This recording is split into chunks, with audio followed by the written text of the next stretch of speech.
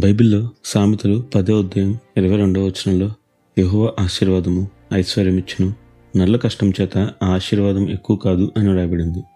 అయితే మనలో చాలామంది దేవుడు ఇచ్చే ఆశీర్వాదం కంటే మనం ఏదోలో దేవునికి సహాయం చేయాలి అని అనుకుంటాం. దీనికోసం లోక పద్ధతులైన లంచం, అక్రమమైన మార్గంలో ప్రయత్నాలు మొదలు పెడతాం. ఒకవేళ మీలో ఎవరైనా అలాగే ఉంటే వినండి, ఈరోజు దేవుడు మీతోనే మాట్లాడుతున్నాడు. మరి ఈ రోజును దేవుని వాక్యధ్యానంతో ప్రారంభిద్దామా?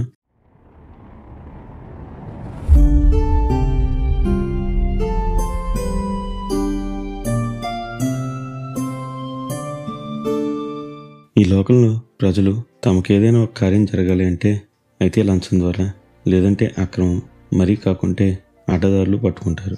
కానీ ఒక క్రైస్తవునిగా మనం దేవుని వాగ్దానాలు పట్టుకుని ఎంత కష్టమైనా దేవునిపైన నమ్మకం ఉంచాలి. కానీ పైన చెప్పిన విధానాలను అవలంబించకూడదు. ఈ విషయం మీకు బాగా అర్థం కావాలంటే ఒకసారి బైబిల్లో యాకోబు భక్తుని జీవితం చూడండి. తల్లి గర్భంలో ఉండగానే దేవుడు మొదటివాడు రెండవ వానికి దాసుడవుతాడు అని వాగ్దానం చేసి పెనుగులాడి పెద్దవాడు అదనుకున్న యాకోబును రెండవ వానిగా బయటకు తెచ్చాడు. అయితే దేవుని ప్రణాళిక ఎరుగిన యాకోబు మోసం చేసి అన్న దగ్గర జ్యేష్ఠత్వాన్ని, తండ్రి దగ్గర ఆశీర్వాదాన్ని తెచ్చుకున్నాడు.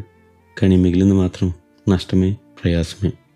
ఇంకా ముందుకు వెళ్ళి తన మామ దగ్గర కొలువు చేసినప్పుడు మందలో కలిగిన మార్పు, తానేదో తన ప్రయత్నం వల్లనే మందలు మచ్చలు చార్లగలవాటిగా పిల్లల్ని కంటున్నాయి, అవన్నీ తనవే అనుకున్నాడు. కానీ ఆదికాండం 31:12 చూసినప్పుడు తన ప్రయత్నం కాదు, దేవుడే తనకు ఆ ఆశీర్వాదాన్ని ఇచ్చినట్లు చూడవచ్చు.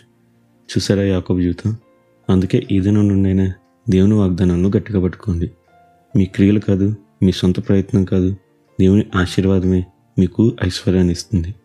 అందుకే ఆ ఆశీర్వాదం కొరకు ఆయన దిక్కు చూడండి, కానీ లోకం తట్టు కాదు. అట్టి గొప్పదనిత దేవుడు మనందరికీ దయచేయనుగాక. నిత్యం ఘనత, మహిమ, ప్రభావములు యేసుక్రీస్తు నామానికే కలుగునుగాక. ఆమెన్. హల్లెలూయా.